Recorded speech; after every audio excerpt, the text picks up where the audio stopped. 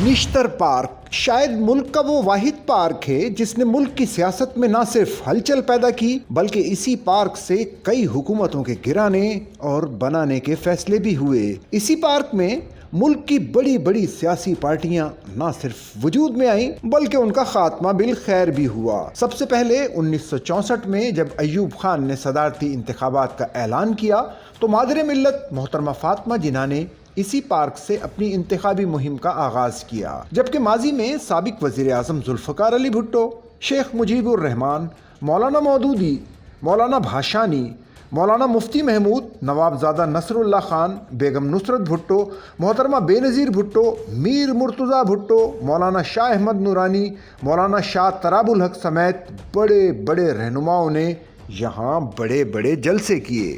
کہ وجود میں آنے سے پہلے، اس پارٹیشن سے پہلے بھی اس نشتر پارک کے اندر بہت سارے سیاسی معاملات تو رہے ہیں۔ اب بھی دیکھیں کراچی کے اندر ایک سیاسی اور مذہبی اعتبار سے جتنے بھی بڑے ایونٹ ہوتے ہیں وہ نشتر پارک میں ہی ہوتے ہیں، اور ایک اہمیت کا حامل ہے نشتر پارک۔ آپ کو پورے کراچی میں اس کے نام سنا جاتا ہے، دیکھا جاتا ہے۔ گزرے وقتوں میں آپ نے دیکھا بڑے بڑے لیڈر جنہوں نے اپنی سیاست کا آغاز کیا تو نشتر پارک سے کیا، اور نشتر پارک سے ہی اپنی سیاست کا آغاز کرتے تھے اس کراچی شہر کے اندر۔ اور اسی طرح آپ بتاتے چلوں کہ نشتر پارک جن کے نام سے منسوخ ہے، سردار عبدالرب نشتر جو فیملی تھی جنہوں نے اس نشتر پارک کے اندر کنٹریبیوشن تھا ان کا۔ اور آپ دیکھ سکتے ہیں کہ اسی طرح آج کے اس دور کے اندر نشتر پارک کی جو کنڈیشن ہے سیاسی اور مذہبی اعتبار سے، تمام لوگ یہاں پہ اس کی نظر بھی رہتی ہے، اور معاملات اور جتنے بھی ایونٹ ہوتے ہیں، جتنے بھی سیاسی ایونٹ ہوتے ہیں وہ اب کم ہو چکے ہیں۔ اس کی وجہ یہ ہے کہ ارد گرد کے اندر جو رہائشی اپارٹمنٹس کا زیادہ بننا اور سیکیورٹی رکس ہونا، ان چیزوں کو لے کے سیاسی اعتبار سے تو اب نشتر پارک میں ایونٹ کم ہوتے ہیں۔ اس پارک کے اندر ملک کی سیاست کے حوالے سے اہم فیصلے بھی کیے گئے۔ اس کے علاوہ ذوالفقار علی بھٹو کی حکومت کے خلاف بننے والا قومی اتحاد، جسے 7 پارٹیوں کے اتحاد کے سبب 7 ستارے کہا جاتا تھا، نے بھی اس مقام سے تحریک کا آغاز کیا۔ علاقہ مکین کو اب بھی ماضی کی ساری باتیں یاد ہیں۔ اس پارک کے حوالے سے بہت سی جو ہے نا آپ کو بہت ہی خوبصورت جو ہے نا آج چیزیں دیکھنے کو ملے گی۔ کبھی آپ کو پولیٹیکل پارٹی کا جو جلسہ ملے گا، کبھی آپ کو مذہبی جماعتوں کے جلتے جلوس دیکھنے کو ملیں گے، کبھی شادی بیاہ کی تقریبات، کبھی بچوں کے کھیل کود کے سامان۔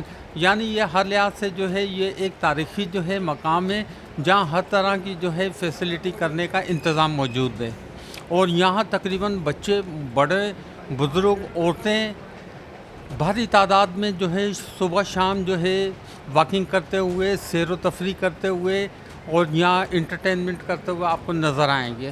بڑے بڑے جلسے دیکھے ہیں، اس میں نواب زادہ نصر اللہ خان صاحب، ولی خان صاحب، نواز شریف صاحب، عمران خان وغیرہ وغیرہ، اور اس کے علاوہ جو ہے سیاست پولیٹیکل کے لیڈرز کے علاوہ مذہبی عالمین کو جو ہے ہم نے یہاں دیکھ چکے ہیں، ان کا بھی آنا جانا جو ہے لگا رہتا ہے۔ یہ پارک ماضی میں کانگریس کے ایک لیڈر ولبھ بھائی پٹیل، جن کے نام سے پٹیل پاڑا بھی منسوب ہے، کے نام پر بنایا گیا تھا۔ اس وقت یہ پارک کراچی کی سب سے پوش آبادی پارسی کالونی میں موجود تھا۔ جب پاکستان دنیا کے نقشے پر ظاہر ہوا تو پاکستان مسلم لیگ نیشنل گارڈ کے مطالبے پر اس پارک کا نام تحریک پاکستان کے سرگرم رہنما اور سابق گورنر پنجاب سردار عبدالرب نشتر کے نام سے منسوب کر دیا گیا۔ علاقہ مکین پرانی یادیں تازہ کرتے ہیں۔ مولانا احتشام الحق تھانوی صاحب جو تھے وہ عید کی اور بقرعید کی نماز پڑھاتے تھے یہاں،